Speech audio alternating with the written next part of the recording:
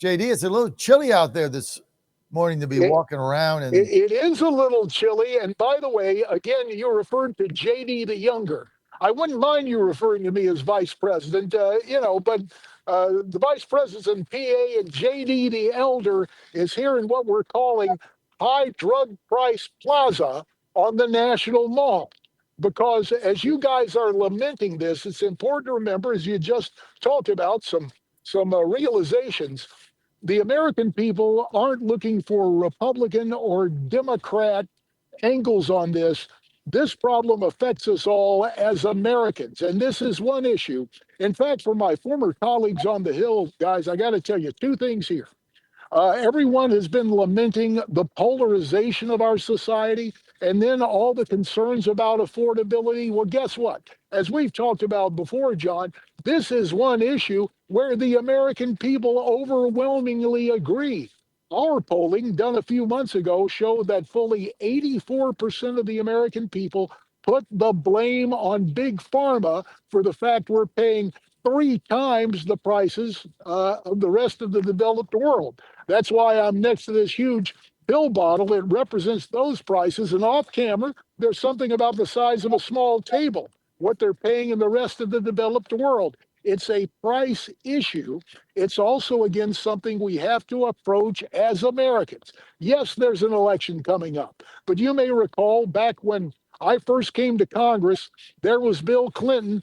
Oh, these main old Republicans with their welfare reform. It took him three times to sign the bill. He did it in the final analysis. You have a little reverse here. President Trump's instincts are right on health care. He wants to side with the American people. My former colleagues on the Hill need to understand if they want to keep their jobs, regardless of party, they will listen to the American people, not the heavy hand of government, but responsible corporate citizenship by big pharma, spending what? 36 billion with a B over the past couple of years to market drugs through TV ads.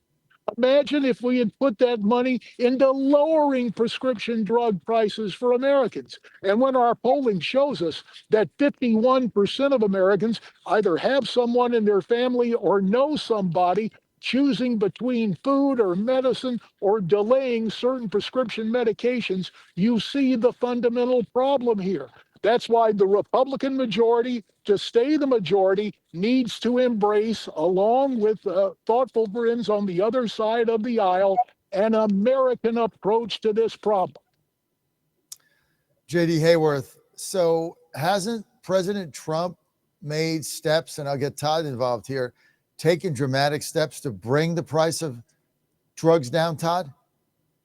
Yeah, I mean, I think this most favored nation clause addresses a lot of what JD's talking about, because effectively, what we've been doing is subsidizing the cost of healthcare for all of these large national plans who've negotiated in mass against our companies, while we're then paying the high prices that enable those companies. And it's important not to lose sight of this, to put in the R&D to create these new things. I mean, new medicines are life transforming. I mean, they make life better, they extend it, they can help make us healthier. There's abuses of all those things. And I think there's a balancing of what we're paying relative to international, and then also on the FDA, the approval side of things, so that we make a more efficient process and we get out of this 10-year multi-billion-dollar cost of just getting through the approval process and that kind of thing. A couple of notes on that. And Todd, you raised some interesting points and some good points, but I want to develop them a little further. You talk about research and development. Big pharma, with the profits they make, only about 17% of those high profits go to R&D. And let's not forget the other research that the American taxpayer is funding through our public health system, through all of the work that goes on. So we need to step back and take a good look at this. The fact is, we do need to get this problem solved. We don't solve it, even though I appreciate the fact that everyone has the right to petition government for redress of grievances. We got to make a big difference between grievance and maintaining the status quo or having the process continue on. It is time for President Trump, who absolutely was right with putting America first. He led the way. He's trying to get this done. The other thing that has to happen, my former colleagues on the Hill need to codify that executive order so it does not change from administration to administration, so we can build the base for responsible corporate citizenship, not socialism, but doing the right thing for the American people. JD Hayworth on fire today. He's outside. It's like 20. It's like, what is it like?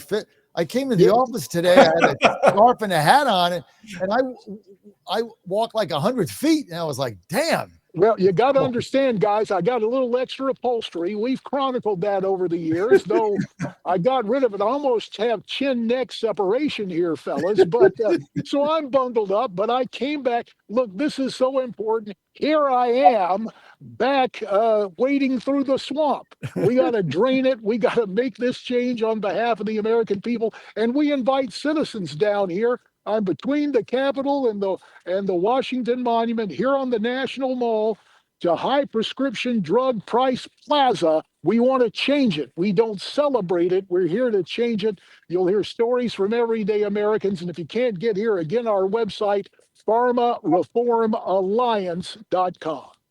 Well, JD, thanks for coming from Arizona, where it's like 102 degrees to come here. Now it was 76 when I flew in on the red eye yesterday, and we get off and it's 7 degrees here at Reagan National. So that's why some of the upholstery had to come back. It actually was a public health benefit in terms of today's climate. Well, you've got a raincoat. You're supposed to get an overcoat. You need to go to the men's store by the pool, get an overcoat. That's a raincoat. I looked at the weather, and I've got, believe me, not only nature's upholstery, some other things going on here. But I can tell you as well that I got this on because we never know when the weather changes, you start to get precipitation. So this was the one jacket. I could have brought back this resplendent gray tailor-made overcoat, but I said, you got to be ready for snow. And goodness knows, sometimes here in D.C. we get a snow job. So I'm melting this like the Arizona sun for the American people today.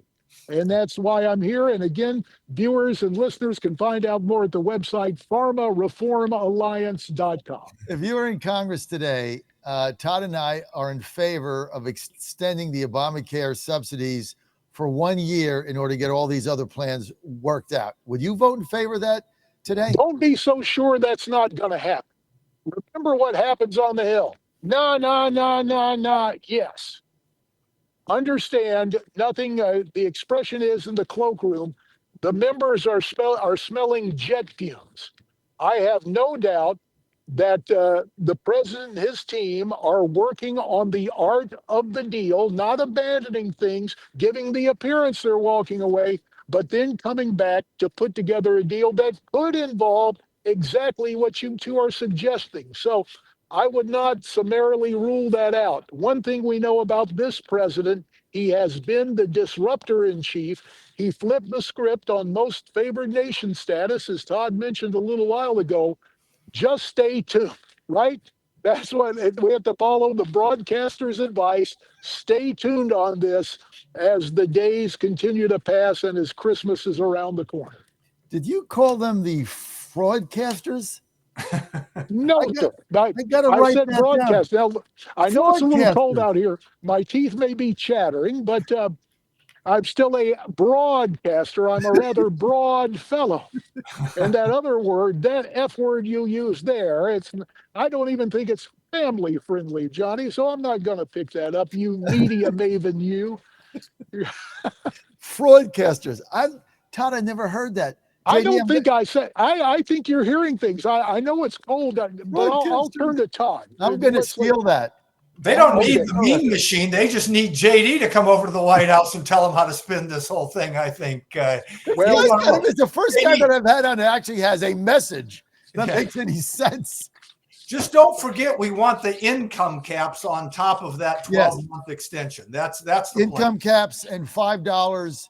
You have to buy into it because you got thousands and tens of thousands of people on it that don't even utilize it. And so the insurance companies are getting the money for nothing because it's a phantom person because I hear exactly what you're saying. And again, broadcasters, citizens, stay tuned. And to find out more, our website, pharmareformalliance.com. You're a great spokesperson for your alliance. I will give you that, JD. But go to the men's store and get an overcoat. You don't come to a bazooka fight with a raincoat. We got to get an overcoat, scarf, brother. I had to show off my red, white, and blue tie. Come on, Johnny, come on, Godzilla, give me a little break here, pal. I got to have a little something going for your simulcast. Here I am. It took a little while to get the picture up, but it's worth it. So we got it going now. You did great, JD. I got to kick you. Get in a red eye at 77 degrees. You get off at 7.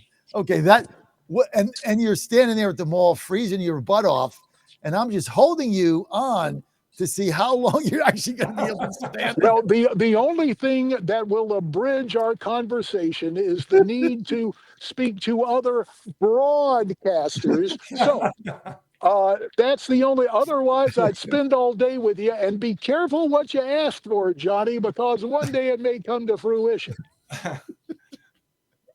I'm going to call you up. Maybe I'll take you to lunch. I got to go. Bless you, pal. John Fredericks Radio Network.